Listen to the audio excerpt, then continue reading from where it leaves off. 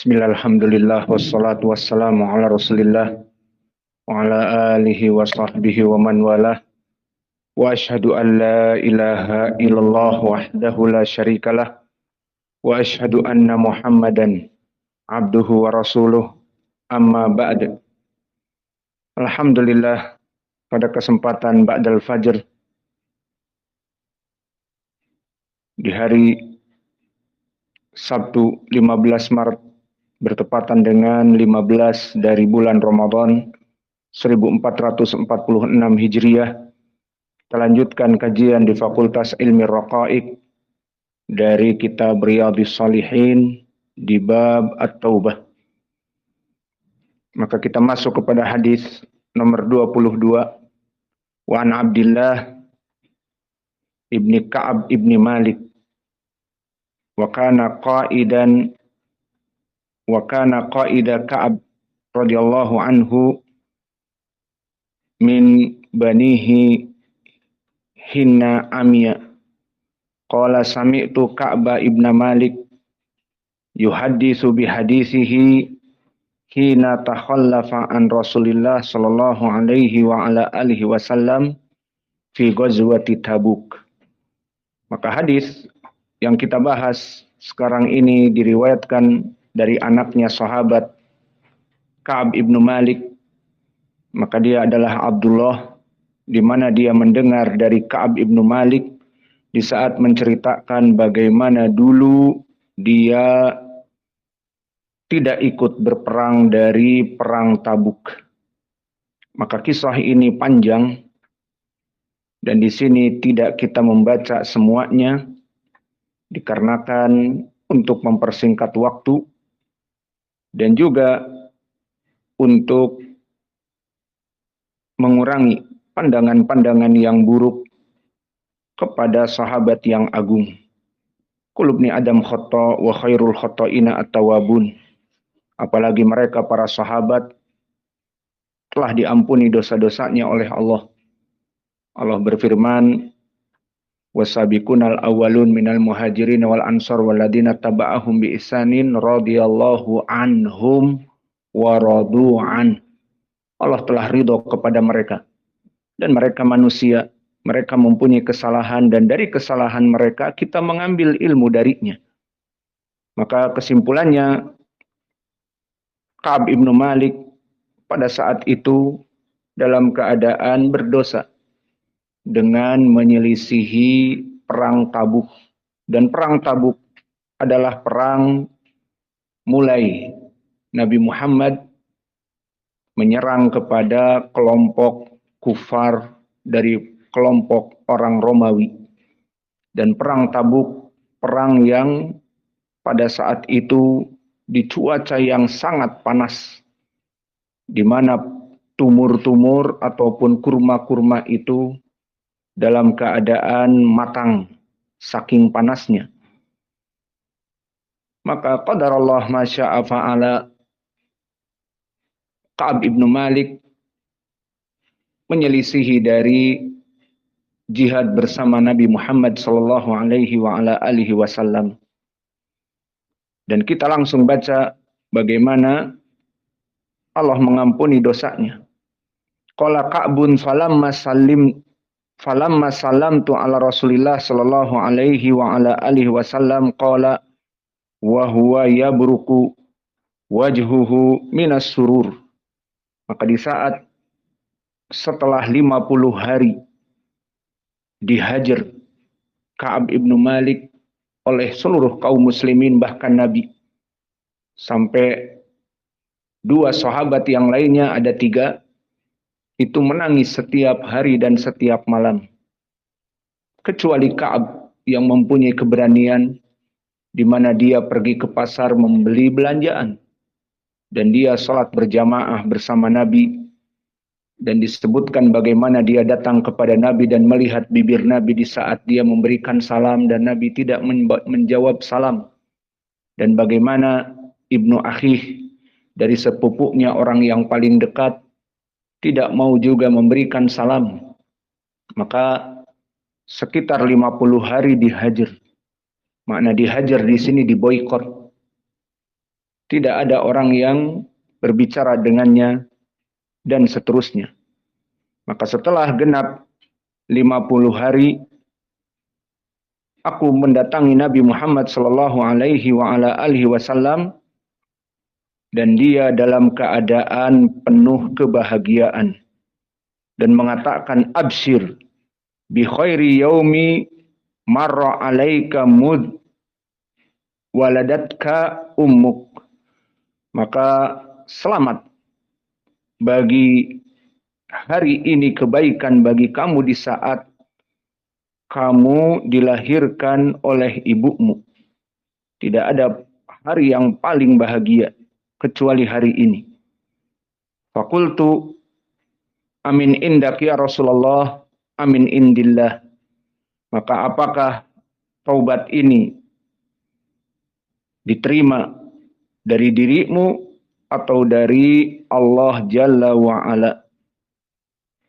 Dikatakan la bal min indillah. Tidak. Bahkan ini adalah dari Allah Jalla wa'ala. Bukan dari Nabi Muhammad taubat ini, tetapi dari Allah. Wa kana Rasulullah sallallahu alaihi wasallam ida surra istanara wajhuhu hatta ka'anna wajhahu qit'atu qamarin. Dan seperti biasa, kata Ka'ab, Nabi itu jika dalam keadaan penuh kebahagiaan, istanara wajhuhu, wajahnya itu memutih. Hatta ka'anna wajhahu qit'atu qamarin, seakan-akan wajahnya itu bercahaya bagaikan rembulan.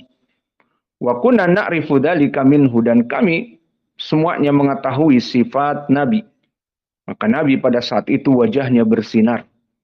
Falamma jalastu baina yadayhi, maka aku duduk di antara kedua tangannya. Qultu ya Rasulullah, inna min taubati an ankhali'a min mali sadaqatan ilallah wa ila rasulih. Maka dari perbuatan taubatku ini, biarkanlah aku memberikan harta bersedekah sebagai rasa syukur untuk Allah dan untuk nabinya. Faqala Rasulullah, amsik alaika ba'da malik fahuwa khairun lak. Maka kata Nabi, pegang sebagian dari uangmu, itu lebih baik dari kamu. Faqultu inni umsiku sahmi alladhi bi Khaybar. Maka aku memegang harta yang ada pembagian dari Khaybar. Maka perang Khaybar, perang kaum muslimin melawan orang-orang Yahud.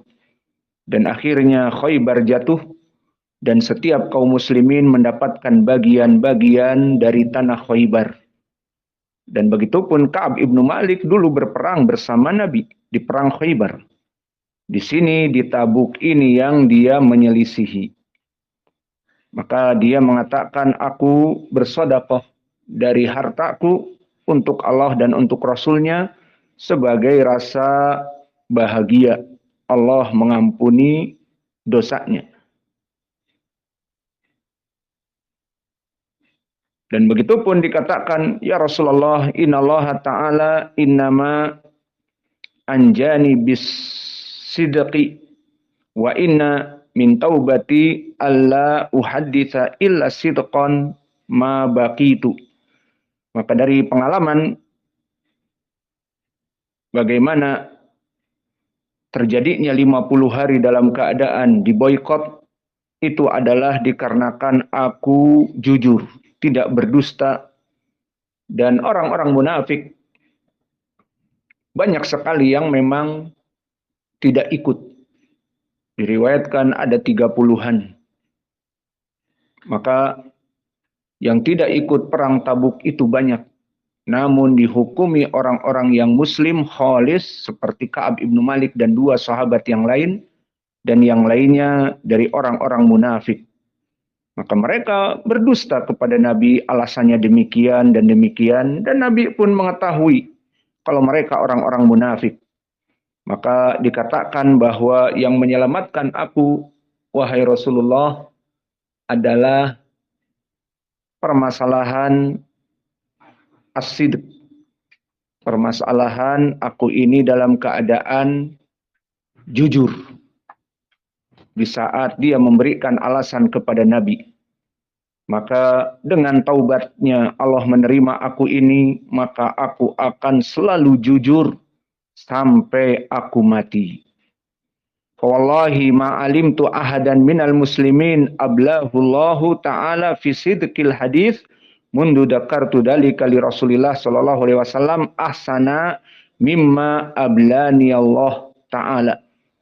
Maka tidak ada orang yang diberikan permasalahan kejujuran yang dicoba oleh Allah kecuali apa yang aku katakan. Mata amadtu kidbatan mundu qultu dalika li Rasulillah sallallahu alaihi wasallam ila yaumi hada. Wa inilah arju an yahfadhani Allahu ta'ala fima baqiya. Maka dari semenjak itu tidak pernah aku berdusta. Dan selalu dalam keadaan jujur.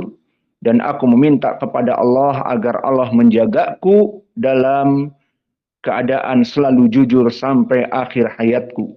Maka ini pun menjadi pendalilan bagaimana para sahabat dulu berusaha untuk melaksanakan kejujuran dan kejujuran. Dan di sini lihat bagaimana seorang sahabat Ka'ab ibnu Malik, dia meminta kepada Allah agar Allah menjaga dirinya selalu jujur. Maka permasalahan kita menjaga amalan-amalan kita, kita butuh meminta kepada Allah. Karena Allah yang menjaga hati kita. Maka jangan songong dengan perbuatan kita, jangan ujub dengan perbuatan kita. Oh, kita ini lebih baik daripada fulan, kita lebih baik daripada yang di luar sana, kita lebih baik dan lebih baik. Kita katakan tidaklah kita dimudahkan, tidaklah kita melaksanakan ibadah-ibadah ini kecuali Allah mudahkan kepada kita. Bisa melaksanakan puasa, bisa melaksanakan sholat fajar berjamaah, bisa melaksanakan menuntut ilmu dengan mudah meskipun ada yang ngantuk-ngantuk dan setengah hilang, setengah hadir, setengah di bumi, setengah di langit.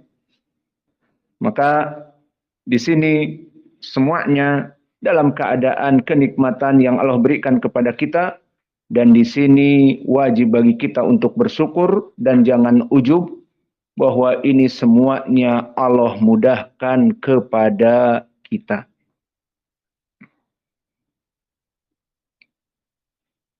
Qala fa'anzalallah, maka turunlah ayat. Bisa dilihat di surat Taubah ayat ke-117. Di mana disebutkan laqad taballahu 'alan nabiyyi wal muhajirin wal ansar alladziina taba'uhu fi sa'atil usrah.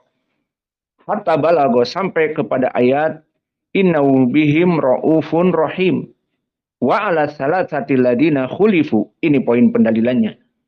Wa 'ala salasatil ladzina khulifu hatta idza daqat 'alaihimul ardu bima rahubat. Maka ini wajah pendalilan dari ayat yang mana di dalam surat Taubah ini Allah menjelaskan di mana nasnya mengatakan wa ala salasatil ladina khulifu, maka atas 3 orang yang mereka itu menyelisihi dari perang jihad Tabuk, hatta idza daqat alaihimul ardu bima rahubat, maka di saat mereka merasa sempit dada, hidup di dunia ini dalam keadaan dihajar, dijauhi oleh kaum muslimin dan oleh Nabi yang merupakan utusan Allah, dalam keadaan 50 hari 50 malam. Maka daqat alaihimul ardu bima rahubat wa daqat alaihim anfusuhum, maka dia merasa sempit dada dan bumi ini terasa sempit. Wa dhannu alla malja'a minallahi illa ilaihi, dan mereka berharap tidak ada jalan keluar kecuali hanya kembali kepada Allah. Maka inilah dari para sahabat dalam keadaan kesalahan semuanya kembali kepada Allah. Summa taba alaihim liyatubu, Maka Nabi memerintahkan mereka untuk bertobat kepada Allah. Innallaha huwat tawwabur rahim. Maka Allah itu Maha Pengampun lagi Maha Penyayang. Maka ayat ini turun 3 orang di antaranya kepada Ka'ab ibnu Malik. Maka di sini poin pendalilan dari ayat ini. Qala Ka'ab wallah ma'an amallahu alayya min nikmatin qad ba'da idhadani Allahu lil Islam. A'dama fi nafsi min sidqi Rasulullah sallallahu alaihi wasallam an la akuna kadbatuhu fa ahlika kama halaka alladina kadabu. Innallaha ta'ala qala lil ladina kadabu hina anzalal wahya syarra ma qala li ahadin.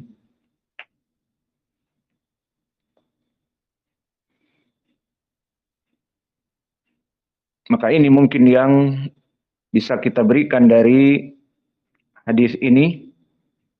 Kesimpulannya, Ka'ab ibnu Malik dalam keadaan bertaubat kepada Allah selama 50 tahun, 50 hari dalam keadaan diboikot dan merasa sempit dada. Adapun 2 orang yang lainnya maka mereka menangis di rumah-rumah mereka dan tidak mau bahkan pergi ke pasar bertemu kepada kaum muslimin, malu. Dan dalam keadaan menunggu dan menunggu sampai turun ayat. Maka ini yang diinginkan oleh mereka. Di saat turun ayat, maka Allah mengampuni dosa-dosa mereka di dalam ayat tadi. Maka ini poin pendalilannya adalah Allah Maha Pengampun dari hamba-hambanya yang berbuat salah. Namun karena mereka di zaman sahabat, di zaman Nabi Al-Quran turun, maka mereka menunggu dari ampunan dari Allah. Berbeda dengan kita. Kita yang melaksanakan dosa-dosa yang besar, langsung kita bertobat kepada Allah. Adapun para sahabat dulu, bagaimana kejadiannya, maka mereka menunggu Al-Quran turun. Adapun hadis yang berikutnya, dan kita tutup pelajaran ini dengan hadis yang berikutnya. Wa'an Abi Nujaid Imran ibn al-Husain al-Khuzai.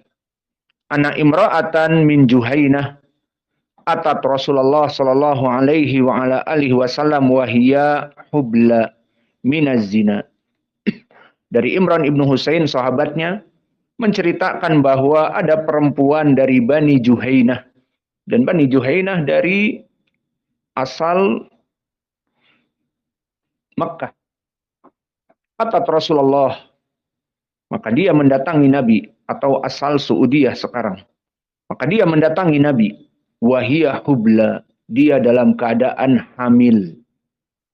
Minaz zina. Dari perbuatan zina. Kalau permasalahan perbuatan zina dikarenakan pacaran, maka perkaranya lebih mudah. Dihamili oleh pacarnya. Namun yang jadi masalah selingkuh. Jadi awas, hati-hati. Di zaman now permasalahan selingkuh jadi kebanggaan. Perempuan-perempuan bangga jadi pelakor.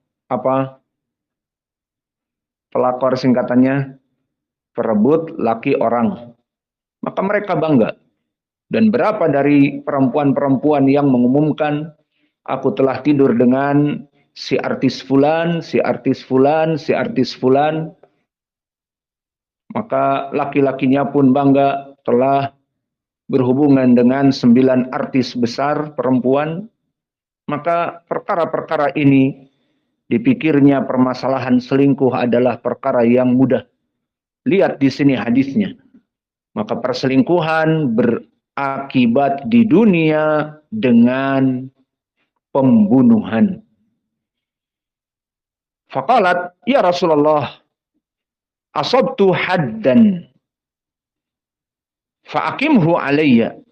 Maka wahai Rasulullah, aku telah mencapai dosa yang ada balasannya di dunia dengan keras. Apa? Dirojam. Fa'akimhu alayya. Maka dirikanlah rojam untukku.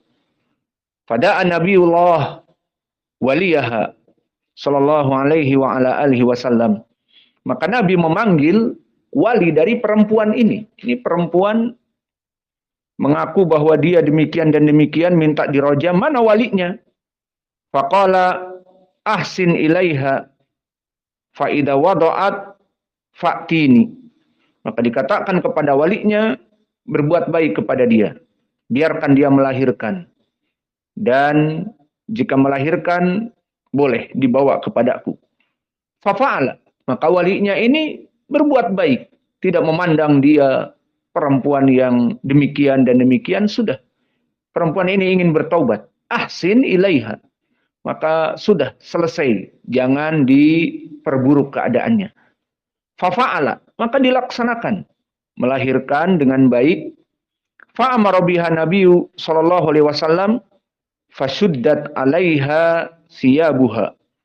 Summa amara biha farujimat. Maka di dalam hadis ini lafadznya seperti itu. Maka di riwayat yang lain selain dari perempuan dari Bani Juhainah, juga yang kedua perempuan Al-Ghamidiyah dari kelompok Al-Ghamidi. Dan itu pun dari asal Saudiyah sekarang. Maka kedua perempuan ini telah datang di hadis yang sahih, sama kasusnya. Namun di sini kisahnya ikhtisar, maksudnya ringkas. Adapun di hadis-hadis yang panjang, maka dikembalikan oleh Nabi sampai dia itu menyusui anaknya. Kasihan anaknya.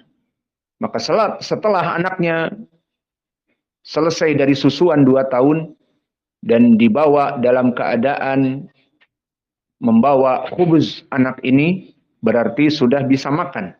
Jadi ibunya jika dirojam, anak ini bisa makan sendiri. Namun di sini langsung disebutkan, maka diperintahkan untuk dirapikan pakaiannya, dirapatkan dari jilbab-jilbabnya. Summa amara biha. Kemudian diperintah untuk digali lubang sampai kepada lehernya.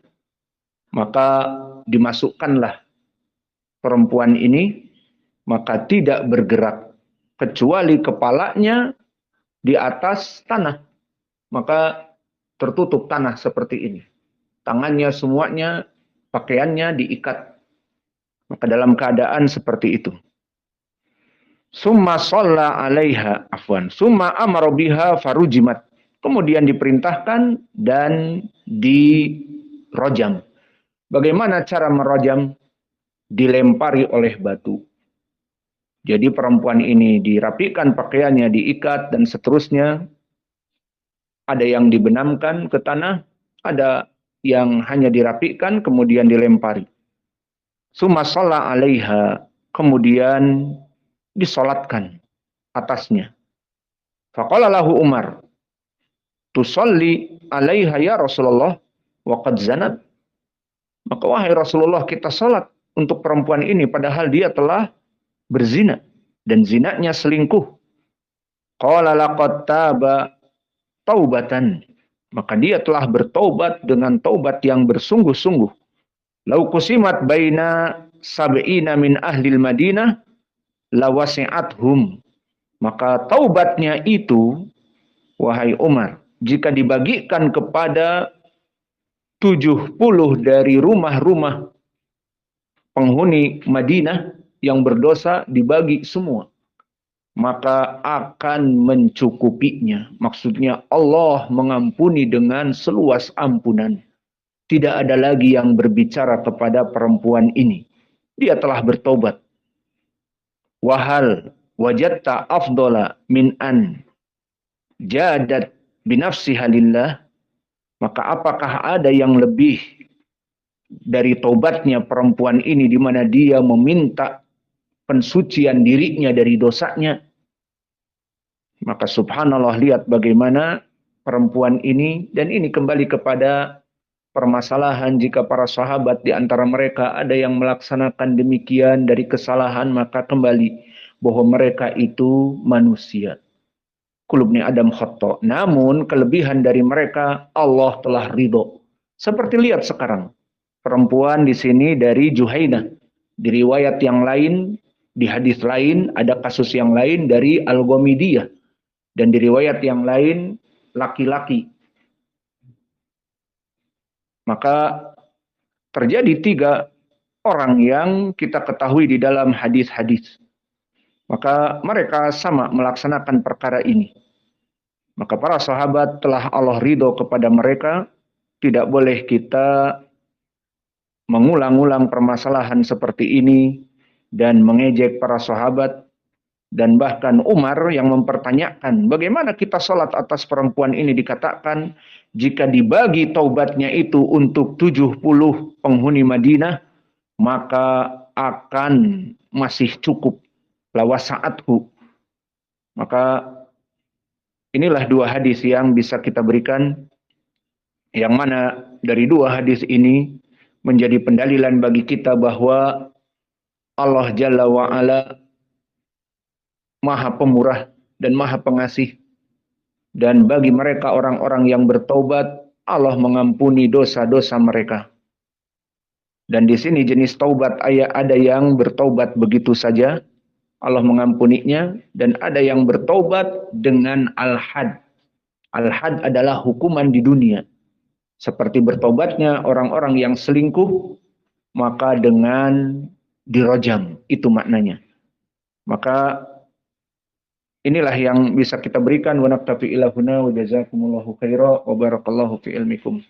Subhanakallahumma bihamdika asyhadu an la ilaha illa anta astaghfiruka wa atubu ilaik.